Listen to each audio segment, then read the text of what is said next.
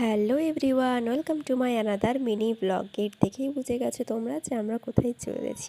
হ্যাঁ, আজ আমরা গুরু পূর্ণিমার দিনে চলে আসছি মহামায়া মন্দিরে, কর্ণগড় মহামায়া মন্দিরে। চলো, সবুজে ঢাকা রাস্তা পেরিয়ে আমরা চলে এলাম মন্দিরে। আমাদেরকে একটু দেখাবো না তা কি হয়? এই যে আমরা যাচ্ছি। জানো তো, এর আগে আমি জানতামই না যে গুরু পূর্ণিমার দিন এখানে সবার জন্য প্রসাদের ব্যবস্থা থাকে। হ্যাঁ, অন্য দিন থাকে, কিন্তু অবশ্য আগে কুপন টুপন কাটতে হয়, কিন্তু ওই দিন সবার জন্য থাকে। তো যেহেতু জেনে গেছি সময়ের আগেই, তাই সুযোগের সদ্ব্যবহার করলাম আর দুজন মিলে বেরিয়ে পড়লাম মহামায়া মন্দিরের উদ্দেশ্যে। চলো, এখন আমরা পৌঁছে গেছি মন্দিরে। এবার তোমাদের ভেতরটা দেখাবো। হ্যাঁ, অবশ্য আমার অনেক ভিডিওতে এর আগেই তোমরা দেখেছো। আজ আরও একবার দিনের আলোতে দেখে নাও, কি সুন্দর লাগছে। চলো, আমরা প্রবেশ করলাম। আর ওই দিন ছিল ভীষণ ভিড়। আর জানো, এই পদ্ম গাছটা এবারে গিয়ে দেখছি একদম গেটের সামনেই লাগানো রয়েছে, ভীষণ সুন্দর। আর চারদিক সাজানো রয়েছে।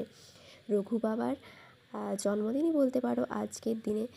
তো সে কারণে আরও সমারোহভাবে হয়, তার আত্মীয় স্বজনেরা সমস্ত লোকেরা দূর দূরান্ত থেকে আসেন। এই যে রঘু বাবার মূর্তি, ওখানে এই যে মহামায়া মাকেও একটু দর্শন করে নাও। আমরাও দর্শন করলাম, প্রণাম করলাম, চারদিকটা একটু ঘুরে দেখলাম।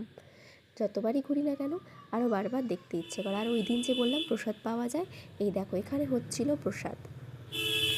তারপর আমরা দেরি না করে খেতে বসলাম। প্রথমেই ছিল পোলাও, তারপরে খিচুড়ি, ঘন্ট,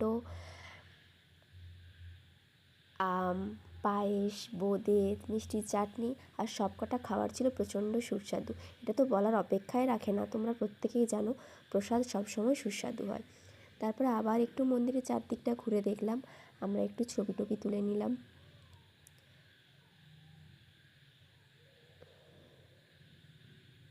আর জানো তো, রঘু বাবা এখানকার খুব বড় গুরু ছিলেন, অনেক মানুষের প্রচুর উপকার করেছেন।